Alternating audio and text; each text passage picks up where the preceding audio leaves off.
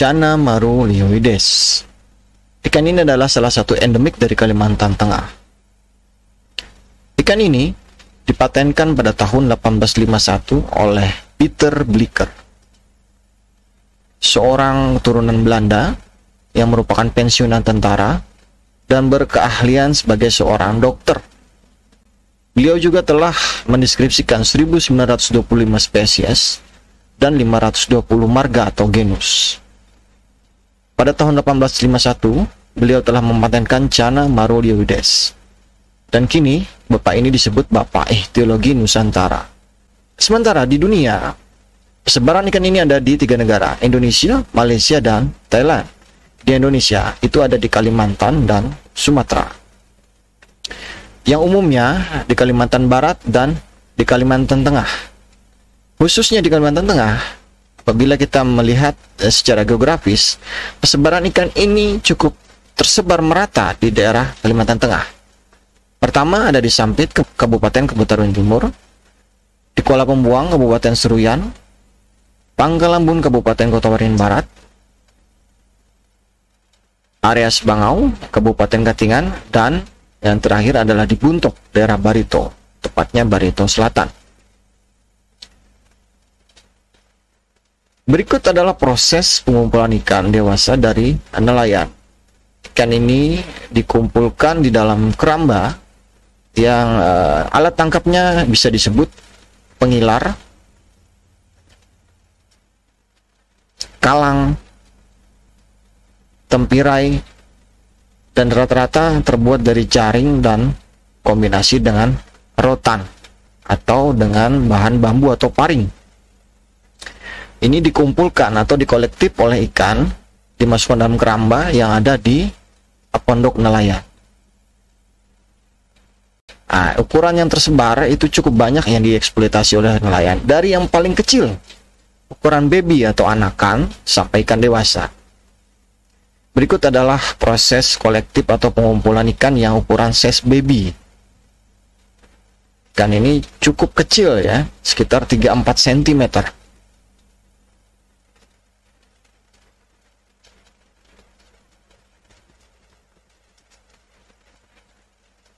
Pada umumnya, nelayan melakukan eksploitasi ikan ini tanpa batas. Semua ukuran apapun yang mereka tangkap akan mereka tangkap. Nah, ini adalah ikan size 12-13 cm yang sebenarnya ini adalah ikan yang sangat ideal untuk diperjualbelikan. Ini cukup aman untuk dikirim ke beberapa daerah karena size-nya cukup besar, sehingga terhindar dengan resiko kematian yang cukup tinggi. Apabila kita mengirim di bawah 5 cm, resiko kematiannya sangat-sangat tinggi. Nah, ini adalah saya sendiri melakukan evakuasi dari pondok nelayan menuju daratan. Sesampainya di daratan, kita melakukan sortir atau pemilihan ulang ikan-ikan yang layak dikirim atau dibawa ke kota, atau ikan yang tidak layak untuk dibawa. Nah, berikut adalah perjalanan menuju kota Sampit atau menuju farm.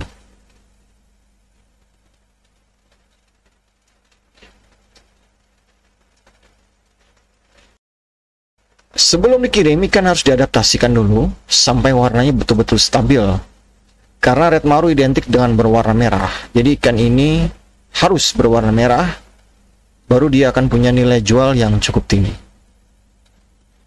Dan mengenai baby, juga melakukan proses adaptasi yang sama, hanya sedikit penanganannya berbeda dengan yang dewasa.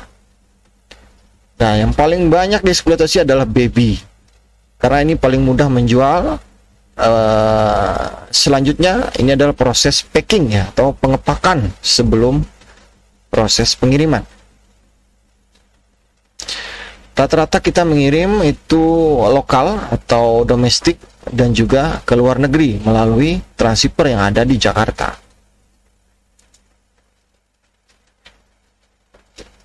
Ikan ini setelah di packing dimasukkan dalam box dan kita bawa menuju balai karantina untuk mengikuti proses lanjutan penerbitan dokumen di wilayah kerja Sampit, balai karantina Sampit.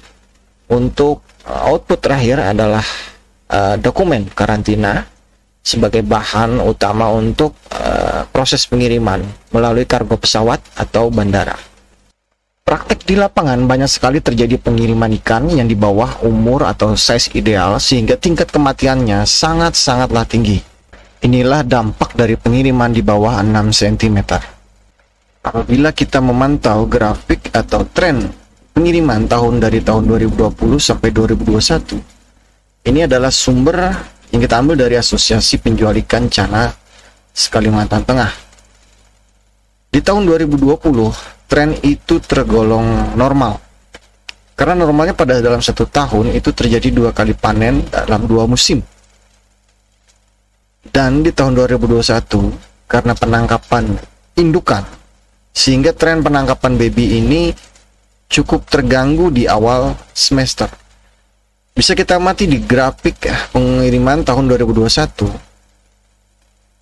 Di 6 bulan pertama, kondisi tangkapan baby itu cukup fluktuatif ya, dan ada penurunan dibandingkan tahun 2020 karena ikan yang dewasa itu banyak diangkat atau indukan banyak diambil, sehingga produksi atau populasi ikan ini cukup terganggu dan berdampak pada tahun 2021 tidak ada lagi tren yang sama seperti tahun 2020.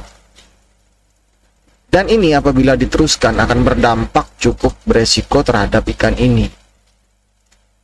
Dan apabila kita membandingkan persentasenya, ikan ini pada tahun 2020 didominasi baby dengan 97,8% dan dewasa 2,2%.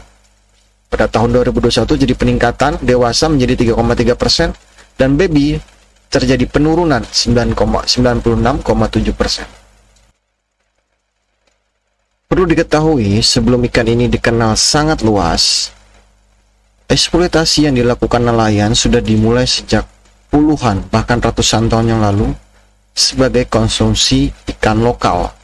Dibuat ikan asin, ikan basah, ataupun sumber makan untuk bertahan para nelayan.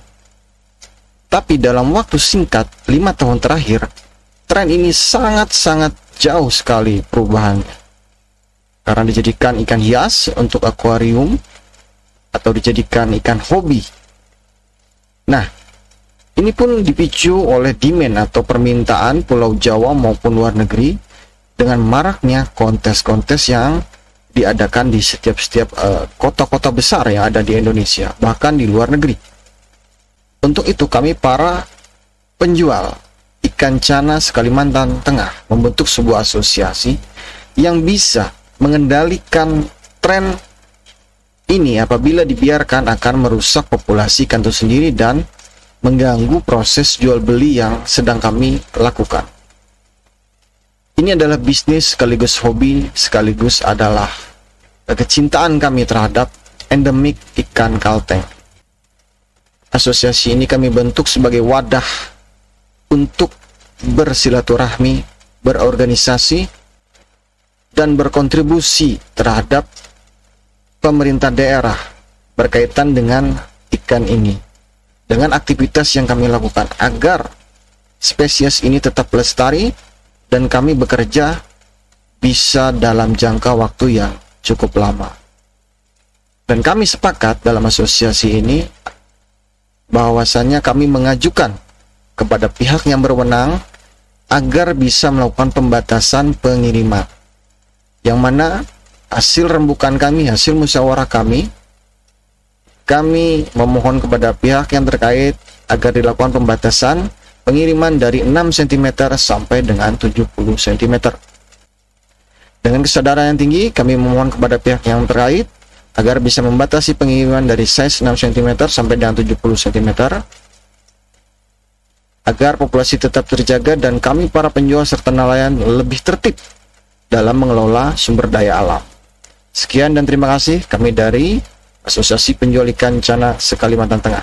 Sepakat.